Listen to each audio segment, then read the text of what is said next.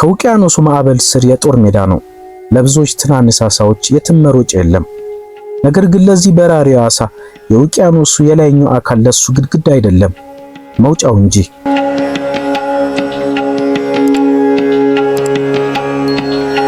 ይህ የምታዩት ዝላይ አይደለም፣ ሆን ተብሎ የተቀመረ ነው። ይህም ኤሮዳይናሚክስ ስኬፕ ይባላል፣ ወይም ደግሞ አየር ላይ ተንሳፎ ማምለጥ ይሉታል። ይህ ሂደት ከብዙ ትውልድ ሲወራረስ የመጣ ነው። ዛሬ ውቅያኖስ ስላላት ሚስጥር ጠለቅ ብለን እንገባለን። በመጀመሪያ ግልጽ ለማድረግ እንደ እውነቱ ከሆነ እንደ ወፍ አዋፍ አይበሩም፣ ብቻ አየር ላይ ምንም ኃይል ሳይሰጡ ከፍ ብሎ በመንሳፈፍ የተካኑ ናቸው።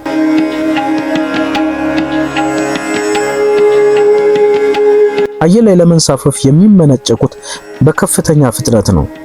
እነዚህ በራሪ ዓሳዎች ውቅያኖስ ውስጥ እያሉ የሚዋኙት ፍጥነት በሰዓት 56 ኪሎ ሜትር ይደርሳል፣ ወይም 56 ኪሎ ሜትር ፐር አወር ነው። በዚህን ጊዜ የውሃውን አካል ሰብሮ አየር ላይ ተምዘግዝጎ ሲወጣ ሰፋ ያለውን የደረት ክንፉን ይዘረጋዋል። ነገር ግን ጭራውን ውሃ ውስጥ እንዲቆይም ያደርገዋል። ይህ እጅግ በጣም የተለየ ክፍል ነው። የጭራው ወይም ሎወር ሎብ ቴል የታችኛው ክንፍ ከላይኛው ረዘም ያለ ነው። ይህን ጭራ ወደፊትና ወደ ኋላ እያደረጉ የባህሩን ውሃ እንደ ማስፈንጠሪያ ተጠቅመው ወደ አየር ከፍ ለማለት ውሃውን በሰከንድ እስከ 70 ጊዜ መቱታል።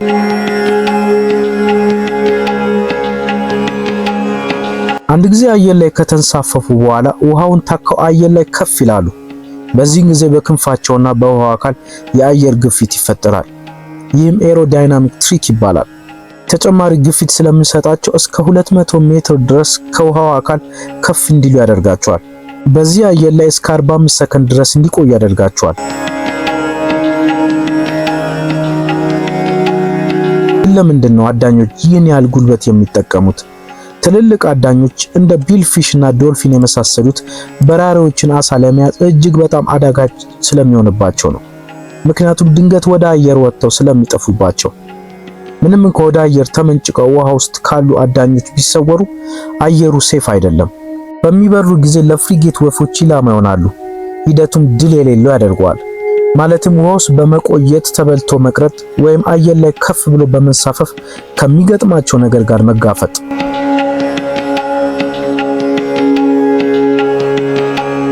የሚገርማችሁ ነገር ልጆቻቸው ራሱ የተለየ ትሪክ ይጠቀማሉ። ወጣት በራሪ ዓሳዎች ከታላላቅ ቤተሰቦቻቸው ጋር ሲታዩ የተለዩ ናቸው። መንጋጋቸው ስር ረዘም ያለ በጥሩ ሁኔታ የተደረደረ ክር የመሰሉ ነገሮች አሏቸው። እነዚህ ክር የመሰሉ ነገሮች ውሃው ላይ የተንሳፈፉ አበባዊን ቆሻሻ ነገር ያስመስላቸዋል። ይህም በውቅያኖስ ውስጥ የትም መደበቂያ በሌለ ጊዜ በእንግሊዝኛው አጠራር እንደ ካሙፍሌጅ ይጠቅማቸዋል። ማለትም ከአካባቢያቸው ጋር በመመሳሰል እንዲደበቁ ያደርጋቸዋል።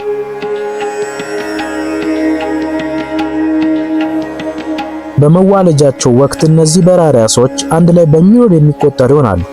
የሚሰባሰቡትም ተንሳፋፊ የባህል ቅጠሎች፣ የዘንባባ ፍሬዎችና ተንሳፋፊ ቆሻሾች ጋር ነው።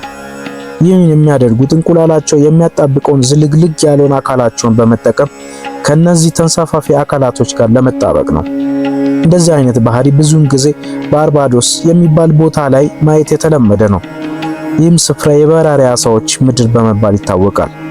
በዚህ ምክንያት ባህላዊ አመጋገባቸውንና ባህላቸውን ቀይሮታል።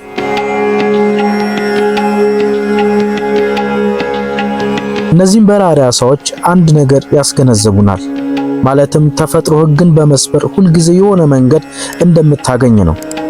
ሁለት ዓለምን የተካነ በመሆን እነዚህን ዓሳዎች ዓሳ ብቻ አይደሉም፣ የውቅያኖሱ ዓለም ገደብ የሌለው የማምለጥ አርቲስቶችም ጭምር ናቸው።